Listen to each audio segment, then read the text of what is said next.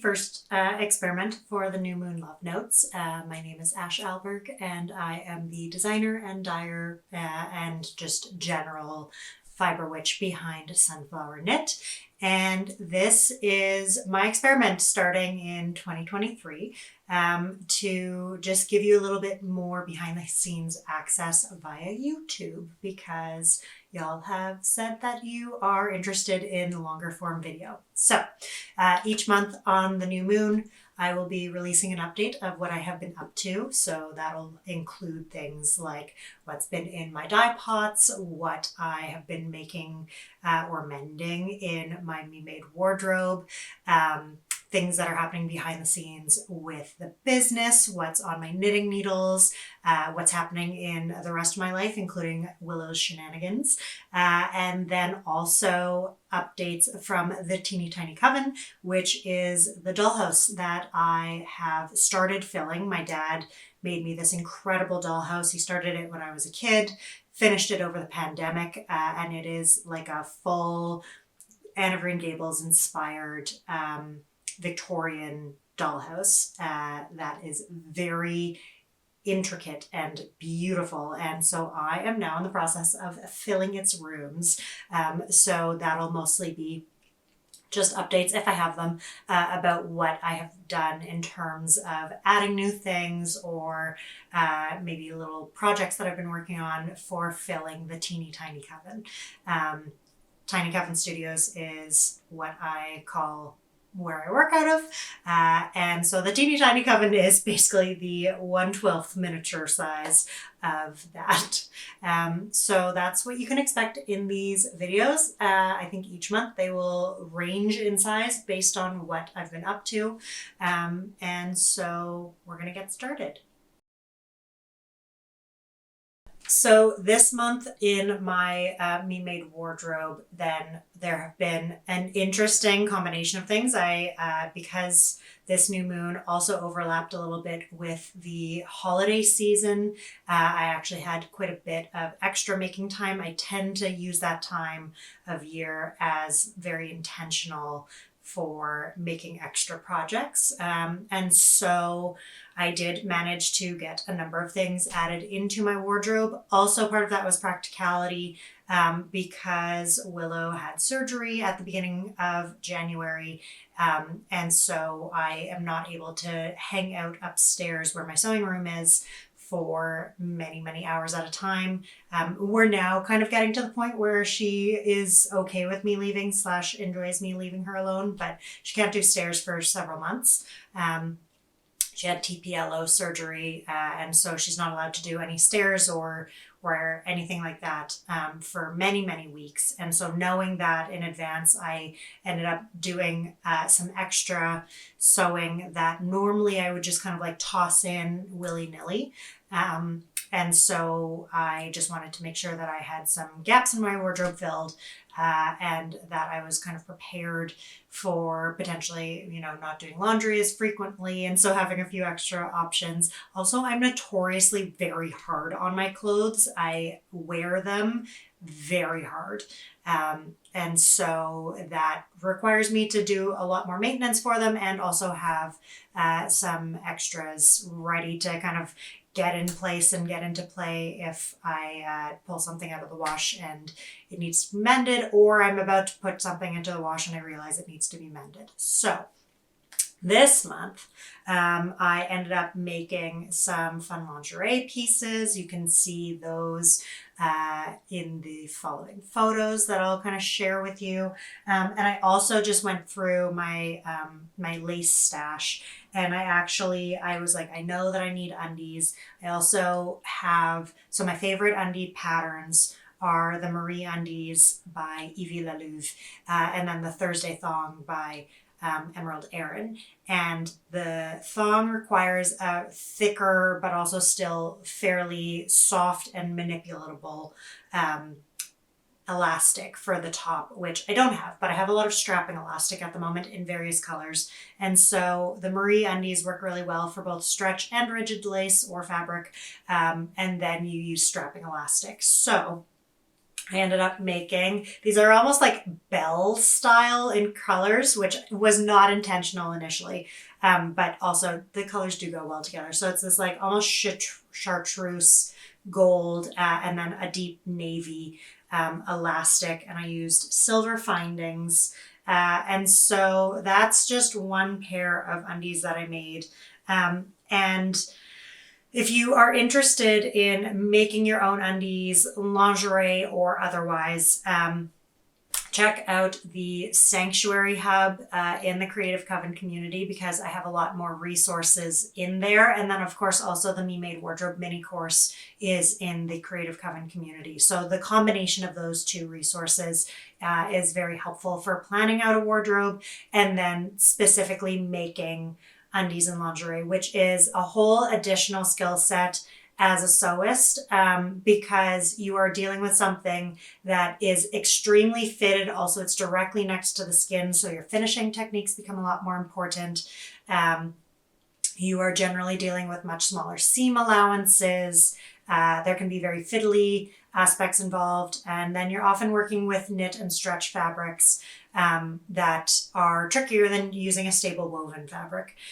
So all of those things being said, it's a really fun way of increasing your sewing skills, and also is something that is trickier to do, but very satisfying, and is something that is, especially if you're buying more quality fabrics and materials, it's still exponentially cheaper to make your own set of underwear, whether it's like super fancy matching lingerie or just like making a pair of undies out of a used t-shirt. It's exponentially cheaper still to make your own undies than it is to purchase something equivalent. And so for those reasons, I really like making them myself.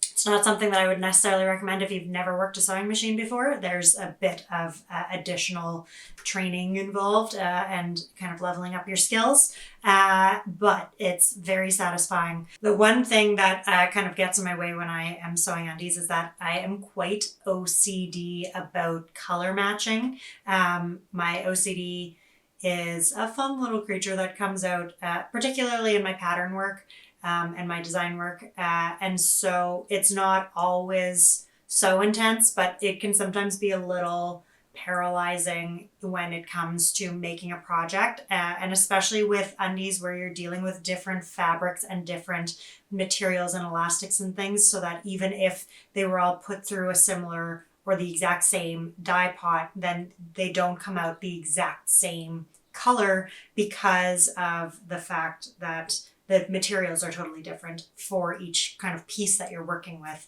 And then also if you're buying from different suppliers, then that can additionally complicate it. Like beige or coffee or caramel are going to be very different colors, even from the same supplier, but exponentially more likely if you're dealing with different suppliers. So it's a little bit of a pain in my ass, and it can make me very like hesitant to start a project if I don't have the exact right elastics. So honestly, doing this scrappy project and a couple of other ones was a good practice for me to actually use what is in my stash and not get so bogged down by like, oh, it doesn't match exactly. Because honestly, that's not a necessity. It just is a thing that annoys me personally. So I made myself some undies. And then I'll also show you right now the matching set that I made. And then I also made myself a couple of shirts. I love the Ogden cami. I've made it a bajillion times. So I made myself a couple more Ogdens using stuff from my stash. This is actually a cotton ikat that I got in a clothing swap or in a fabric swap with Winnipeg Sews back in the fall. And it's really, really lovely. There was only like not even a meter of it. I think it might have been like 0.6 meters, but it was a really wide cut. So I was able to, and I don't do the lining when I do the Ogden. So I'm just dealing with back piece, front piece. I don't do any binding. I just roll the hems. and then of course the straps. So basically I took that 0.6 meters, folded the edges in towards the middle, and was able to cut out the pieces that I need, and I still have left over to make something else with it. I don't know what I'll do with the scraps, but there was still scraps. So quite pleased with it. And I made another Ogden as well using a slightly stiffer, probably a quilting cotton. It's like one of my older pieces of fabric, but I needed an extra shirt, so it made sense to pull that from my stash. And then I also ended up doing more mending than I normally do. I am notorious for not mending things. I put things into a pile with the intention of mending them, and then I don't do the mending, and I go and I make myself something else instead. Like I said earlier, I'm very hard on my clothes, so it tends to happen a little bit more frequently, but I also get a lot of wear out of my clothes. So if it's something that I really enjoy having in my wardrobe, it's definitely getting worn on average once a week. And so the chances of needing to mend it within a year are pretty high, but that also means that I've worn it like 50 times before I need to do a mend. So I have this beautiful silk top that was gifted to me. My friend found it at a secondhand store. She loved it, but it didn't fit her. And so then she passed it along to me. I loved it for many wears. It's a very thin silk that has like embroidery on it. There, you'll see a picture shortly. Anyway, I wore it basically into oblivion. And then I had some stains on it because it was like a white silk. And so I held off on, I had to put it to the side because it was getting quite worn, and I was worried about it basically falling apart before I had a chance to turn it into a pattern, which is still on the docket, but I've got a friend who's better at that, and I will be getting them to do it for me. But I ended up putting it through a Black Knight Scabiosa pot after I realized how incredible Black Knight Scabiosa is on everything, but especially on silk. It is just delicious. And so I put it through a Black Knight Scabiosa pot, and it came out this beautiful like teal sage, which is a weird color combo until you see it. And that is Black Knight Scabiosa for you. It makes all of the best colors that don't make sense, but are perfect. And you can like see some of the flower imprints on the silk at different points because I don't strain my pots. Check Creative Coven Community's color journal for my recipe for dyeing with Black Knight Scabiosa.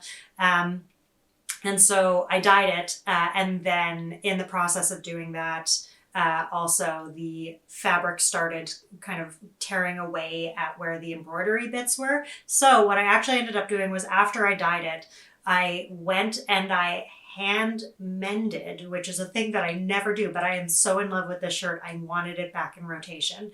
And so I actually hand mended, I found a matching cotton thread, like sewing thread in my stash. And so I ended up, and I find, pause, I don't actually like sewing on a sewing machine with cotton thread because I find it breaks constantly. And it is a massive pain in my ass. So I actually am usually using polyester thread when I am sewing. But I do have cotton threads that have been in my stash for a very long time. From a point where I was newer with working with my sewing machine, didn't realize that this was like a common thread, of it breaking.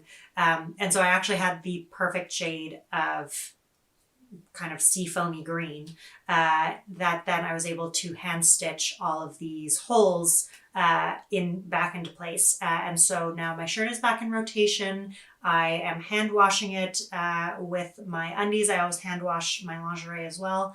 Just use Eucalyptus, give it a little squish, air dry, hang it to dry. Silk dries super quickly, so it's always the first thing that I'm able to pull back out of the laundry.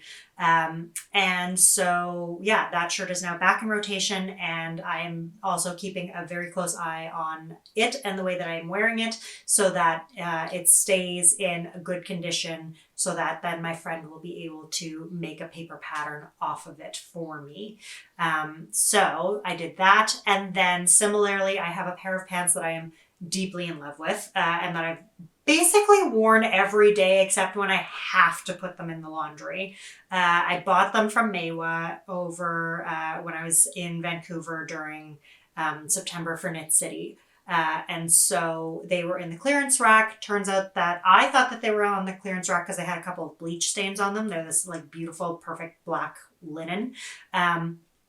And I thought that they were there because of the bleach stain. Turns out it was because they were also getting rid of that particular cut, which makes me feel better about the fact that I'm going to be getting my friend to, again, make a paper copy of these ready-to-wear pants for me. I will probably end up at some point buying fabric from Mawa to make more of these pants because they have these beautiful mid-weight and bottom weight fabrics that are naturally dyed, that are like hand woven and incredible.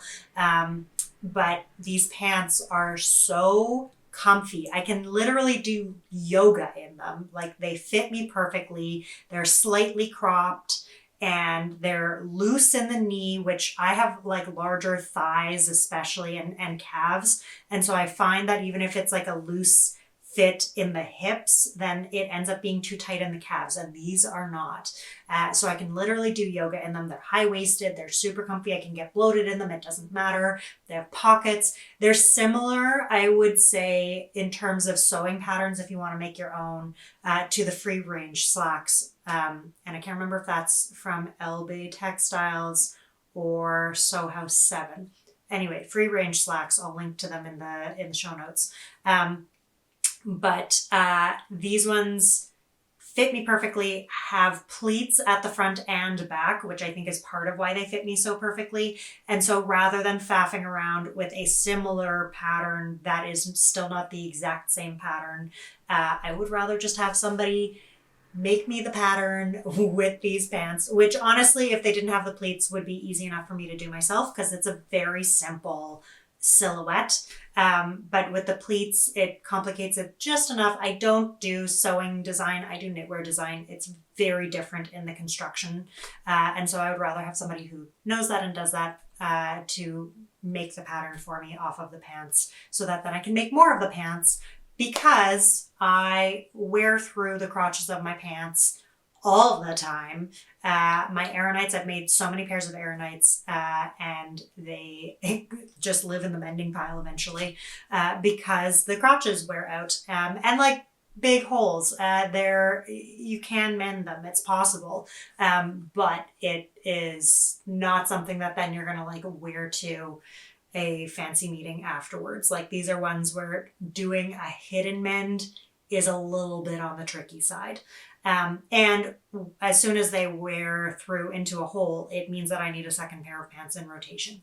Probably what I should do is have like 3 or 4 pairs of pants in rotation rather than wearing the exact same pair for weeks and weeks and weeks and weeks and weeks, and then being surprised when the crotch wears out.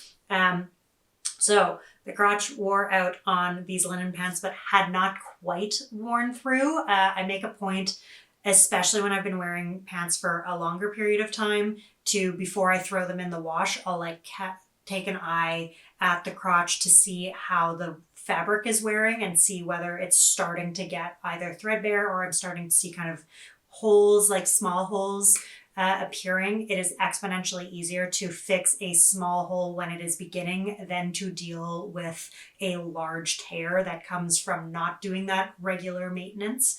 In the same way that like if you catch a stitch when it first drops, great. If you don't deal with a dropped stitch right away, you're going to end up with a whole run.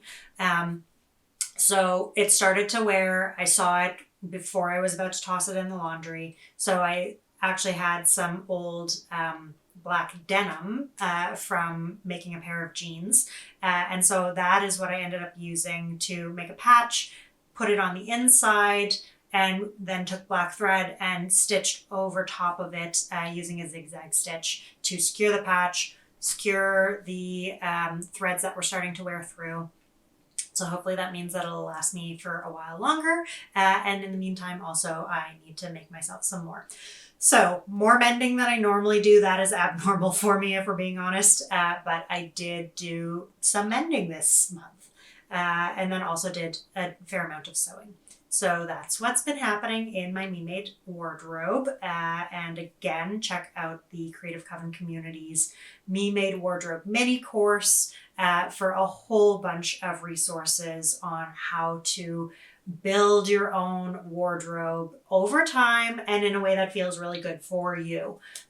Because those are important things. What we put on our body reflects so much. And so, yeah, being kind of conscious about how we're doing that, regardless of maybe what our skills are at a particular point in time, or what our budget looks like, or what access we have to either certain materials or tools or whatever. There's the course is written so that no matter what kind of a maker you are, you can be adding to your Me Made wardrobe in a way that doesn't feel shamey and weird and elitist. So that's what's been happening in my wardrobe.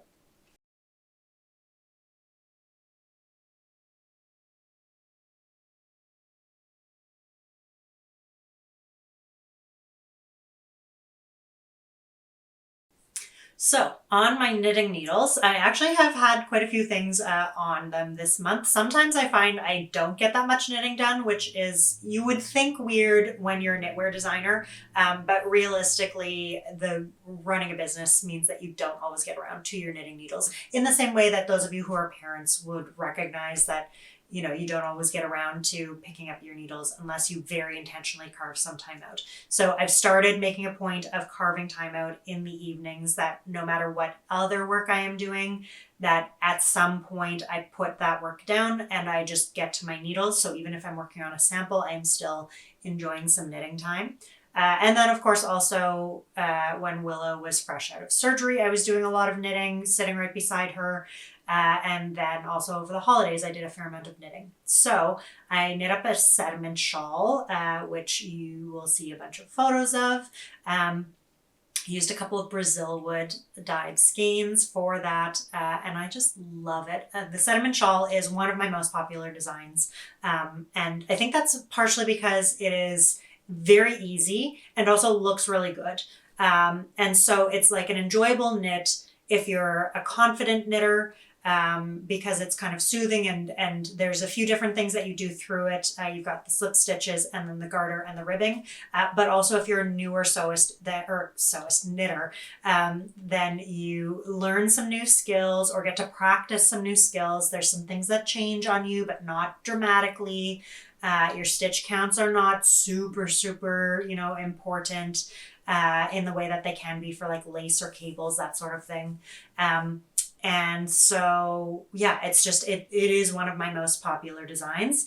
And so it was nice to have a fresh one knit up for my wardrobe and also for samples, because I used my roots yarn for it.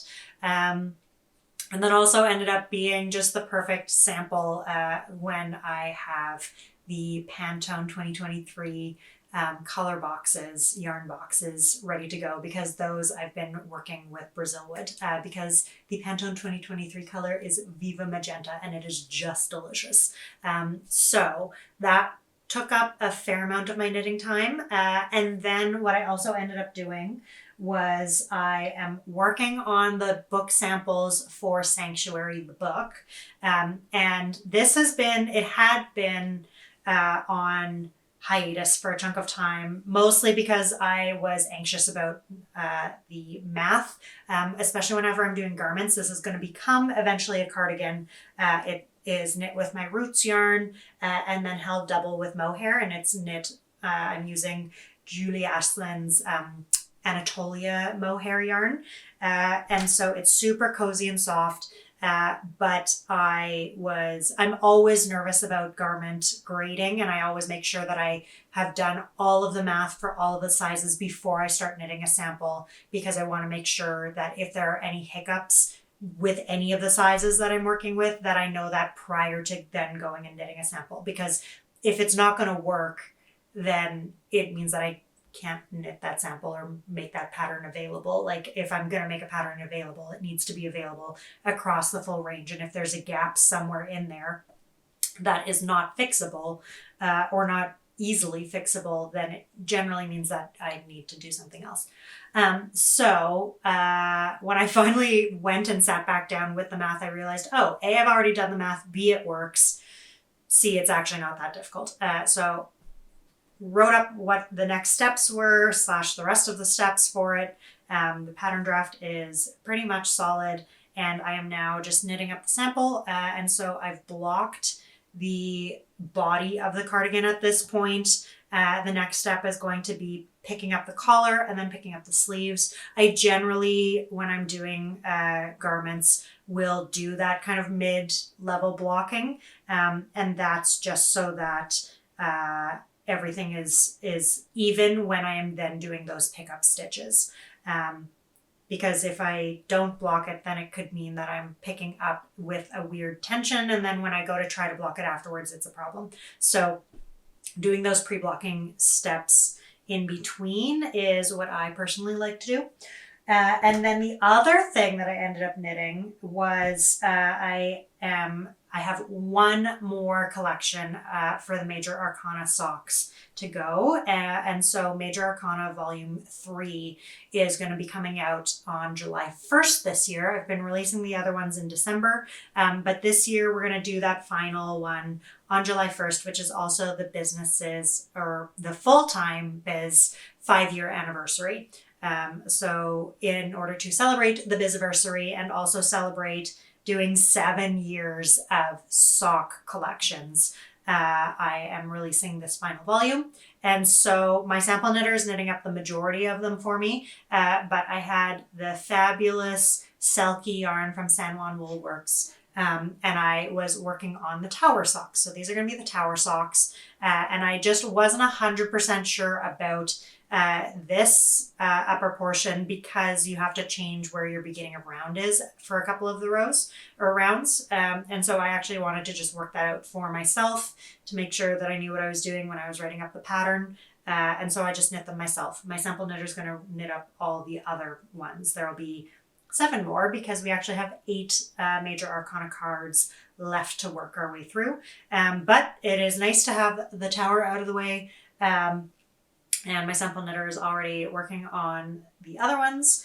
And so, yeah, so you won't see the pattern for these until July, but you can grab Major Arcana Volumes 1 and 2 right now, either the individual patterns if you want, or grab the full collections. And then we will finish it up in July with these guys. So that's what's been on my needles. And I have now 2 other garments that are on my needles that I will share more about next month, because they have just barely started casting them on. I just finished off these socks, and now that the cardigan is off of the blocking mats, I will be able to get that picked up and continued on next. So yeah, it's been really good. So yeah, that's what's been on my needles this month.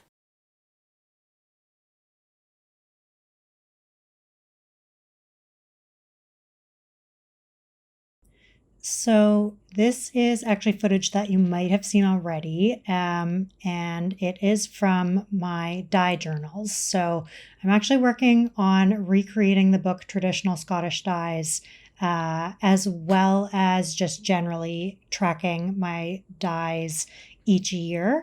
And I also actually have a dye journal for imported dyes, or dyes that I've purchased, but I wanted to be able to track especially my homegrown dyes each year, and just kind of see like how things change, if there's a difference in what I'm able to harvest versus how the growing season affects colors. It's going to be super nerdy and fun, but what I am doing at this point is still actually doing my dyeing of samples, and then also cataloging and breaking them down and filling out the pages of these books. So you can see here, these are the pages before I've also written in all the extra details, like what the fibers are and what the processing was and water sources and things like that. But I've just been very slowly filling out these pages, and I'm excited to see what the whole thing looks like. But you can actually find the recipes in the color journal in the community. So I just had to share this incredible pink situation here because one of the projects that I'm going to be working on while Willow is healing is I'm going to be making a little whole cloth lap quilt that is going to end up in the Sanctuary Hub within the Creative Coven community, a little tutorial on how to make one. And so one side of it is going to be this organic cotton double gauze. And then the other side is this incredible silk velvet that is truly this like amazing bubblegum pink. And that came from a semi-exhausted Brazil wood pot on a silk rayon velvet or silk velvet rayon. And then I'm going to be hand quilting it using some also Brazil wood dyed silk embroidery thread. So it's going to be really stunning, and y'all will be able to find that tutorial in the Creative Coven community once it's ready. So behind the scenes in the business, I have been primarily working on prepping for the Creative Coven online design courses refresh. I recorded a whole bunch of new videos, updated a bunch of videos. There will be some content that stays the same, but everything is going to be fully captioned, which is exciting. And then also I'm adding in a new, very complex workbook, extra resources. It's just kind of getting not an overhaul, but just like a freshening up to make it easier to work through and more supportive and the new lessons that I've been learning. I always like to kind of update things. So considering that some of the videos are from when I first recorded back in 2017 and first launched the class, it felt like it was a good time to add some new things in. So the current students for the Creative Coven are going to find that material probably sooner than everybody else. And then at the end of March is when we are going to be doing the big celebratory refresh. Everything will be available as of March 27th. The doors are open 24/7. So if you're ready to hop in there beforehand, feel free. We have our monthly co-works on the fourth Thursday of every month generally. Sometimes that shifts and I just give everyone the heads up if that is shifting. But we always do these monthly co-works. So you're welcome to pop in there and hang out with us. We are going to be having a great big refresh at the end of March, which is primarily what I've been working on.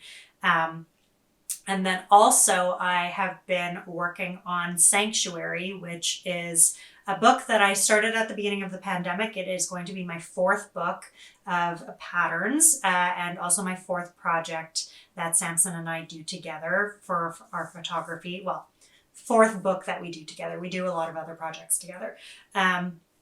So I've been working on Sanctuary and getting it ready. We've had to push the photo shoot multiple times at this point for a variety of reasons, but there's also still a fair amount of writing and other parts of the work that go into it. So I ended up this month actually like writing out all of the additional content. All of the patterns are now at various stages of being ready to go. And you'll see test knitting calls put out later this year. I'll give you a heads up if that is happening.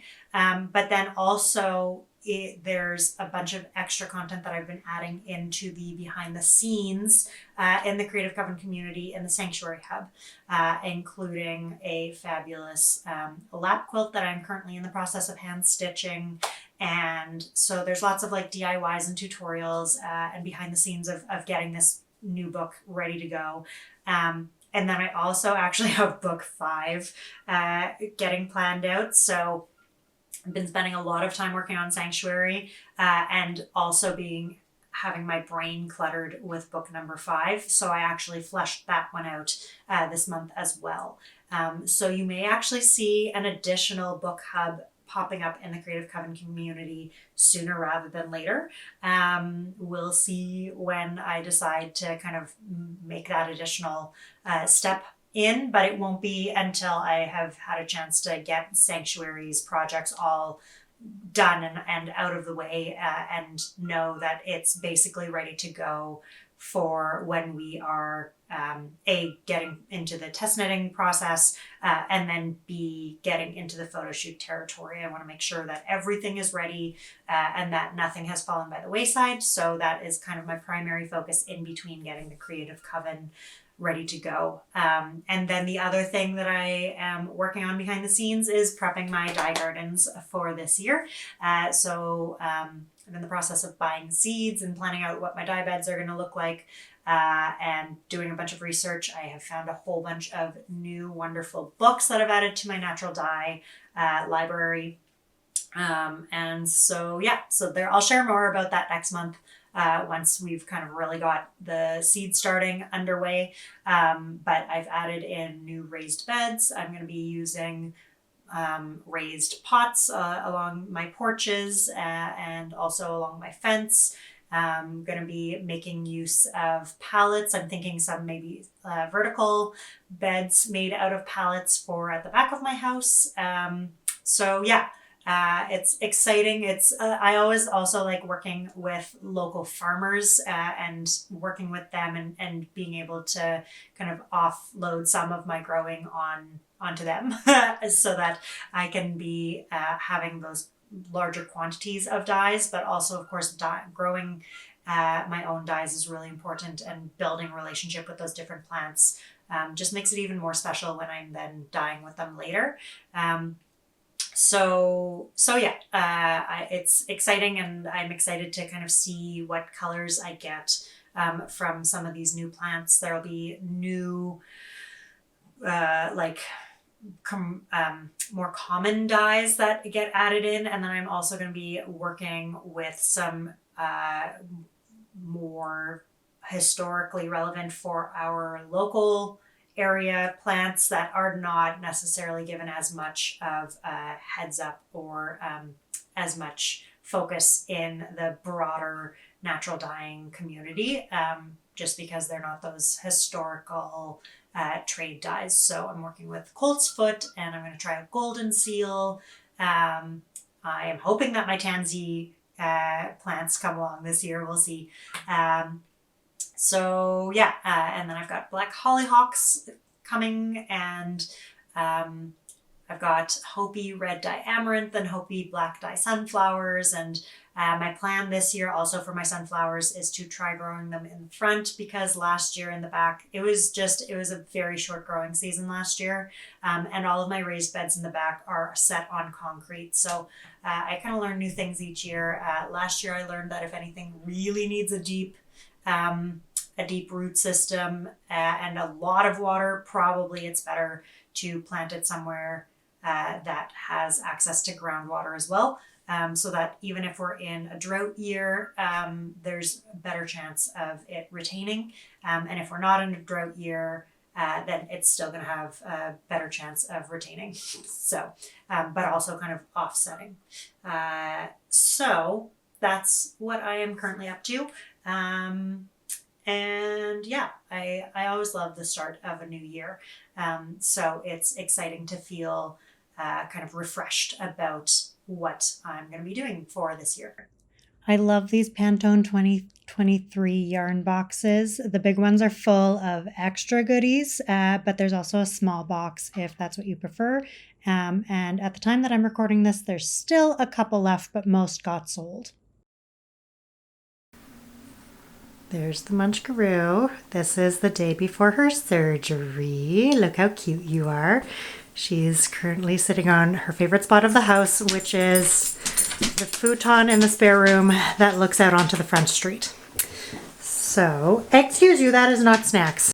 I've spent a lot of time burning candles recently. 'Tis the time of year, but also this lace pillar beeswax candle just melts in the most incredible way. So the Munchkin was able to help me out a little bit right before her surgery. She's generally pretty good at not messing with stuff that I'm working on too much.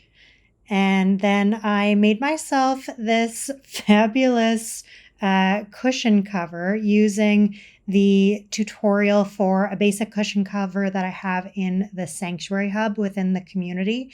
And then I just made a scrap cover with some naturally dyed scraps as well as other cushion pieces or clothing pieces, and then added on a cross stitch. And it looks super fucking cute. And here's the munchkin after she had her surgery. That duck lasted for all of like 3 minutes. But she, as you can see, is doing really well. And since this day, she's been healing up even more. Her fur is growing back, which is great. And we're well on track. So the teeny tiny coven is the dollhouse that my dad made me. He started it when I was a little kid and then completed it over the pandemic. And so now I am tasked with filling it. So each month we're going to see little additions that I add in. And so this month I actually got a lot done over the holidays. I find that when you're making miniatures, then it's very easy to like get sucked down the rabbit hole of them. So to start off with, we have Abigail Wren, who is the very first inhabitant. She is made with some leftover Fableism fabric from a quilt, and then indigo dyed sock yarn makes her hair. And I stitched her little face using naturally dyed silk embroidery thread. I think this was goldenrod dyed, but I'm not 100% sure. It's scraps from when I was winding up the minis or the batches of embroidery thread that are going to end up in the shop. And then she's got a tiny little necklace here as well. And then I knit her a sweater and two shawls. So the shawls were super easy. If you are in the Creative Coven online design course, then you already are familiar with my suggestion of knitting tiny shawls so that you get to understand the construction of things. And so this is actually smaller than I would recommend knitting. It's about half the size of what I generally am suggesting people practice swatching with. But as you can see, it ends up being a very good schlanket size for this little doll who's about 6.5 inches. The teeny tiny coven is 1/12 scale. So so this 6.5 inch size doll is a good size. And then I knit her a tiny little sweater cardigan. And I just had to make it up as I went. I wish I could tell you that there's like a clever pattern that I found. There is not. Maybe I will start writing patterns for dolls, but what I found was the problem is that dolls are so varying in dimensions, and then also like how do their little arms attach and things like that, that it's not the most efficient, and a lot of patterns that are out there for larger dolls because this is super tiny and fiddly to knit. So that's okay. And I may end up still writing up the patterns as I make different things for the dolls. And you'll be able to find those in the Creative Coven community under the Teeny Tiny Coven section, because that's where I'm going to be adding in specific like DIYs and links and things like that. You'll find some like general links in the blog post that you can find linked at the bottom of this YouTube page, or if you're already on the blog post, then you'll see it there. But if you want all of the nitty gritty specifics and like one consolidated space of what is in which rooms and all of that, check out the Creative Coven community for that. So this is Abigail Wren. And then this was actually the very first thing that I made for the dollhouse. And it's a tiny crochet doily that is from one of the family heirloom textiles that I inherited / called dibs on. And I put it through it's cotton thread, and I put it through a Black Knight Scabiosa pot. So it's got this like lovely teal blue that also has the imprints of the flowers in some cases. So that was the very first thing that got made for for the house. And then I ended up making these 3 braided rugs that are super easy and don't take that long. They certainly don't take as long as a full-sized rug does. So they were very satisfying. And all I did was take scraps of, like thin scraps of fabric from various clothing projects that I've made and braided them together and then stitched them in a zigzag. And then it kind of curls up on itself. So I ended up ironing them flat. So there's 3 different rag rugs there. And then she's got a little bed cushion. She does not have a bed yet, so probably next month I'm going to be needing to make her some furniture. So she got her little pillow for her bed whenever she has a bed. And then this little cushion, which is like a perfect little kind of throw cushion size. So I think that'll go in whenever I make her a couch or a chair or something. And then I have these teeny tiny bottles, which I am obsessed with. They are not quite an inch tall and less than half an inch wide. And so they're a good size for her. And they are little glass bottles with a cork stopper. And I just bought like a box of 50 off of Amazon. And then I filled them with all of the things. So I wanted her to have, basically this is going to be like my dream house in miniature size / also honestly a replica to some extent of my own house. So my dad actually made a shelf for me that is going to be added to the kitchen this month. So next month I'll show y'all what that ends up looking like once it's up and has the bottles on it. But these little bottles are filled with seeds and flower petals and whole flowers. Those are homegrown chamomile. It's marigold seeds. This is my entire elderberry harvest from this year. I planted an elderberry bush at the beginning of the year, and it had a hard start because the rabbits came and chopped off half of its length initially. But then by the end of the season, it had really rallied and even had some berries. So this is my very first year's collection of elderberries. The whole harvest. There's like 9 berries in here.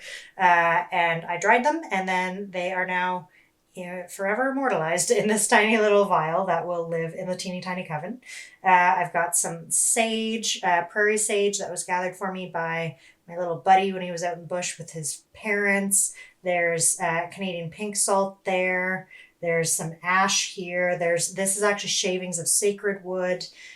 So it's a mix of like herbs and seeds and flowers and medicines, and then also magical things, because she is a tiny little witch and should have those things. That's indigo flowers over there. So I ended up having to curb myself because I just got very overexcited. And so I have more bottles to fill. So we'll see as I add more bottles what ends up going into them. And I'm sure that also this harvest season there will be more fun things to add. This is lichen from Nunavut that one of my dear ones brought home for me. This is dried indigo leaf, homegrown indigo. So yeah, there's like lots of fun things that are getting added. And I think the next thing that she needs is some furniture. So maybe I'll have time to make a bed this upcoming month. We shall see. But that is this month's teeny tiny coven creation.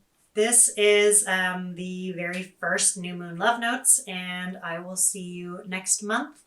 Be sure to check the links below to learn more about stuff, and then also join me in the Creative Coven community or in any of the classes that you might be interested in, whether it is natural dyeing or designing your own knitwear business, or knitting pattern business, or just working with natural yarns. I've got something for everybody. So hope to see you, and thanks so much for watching.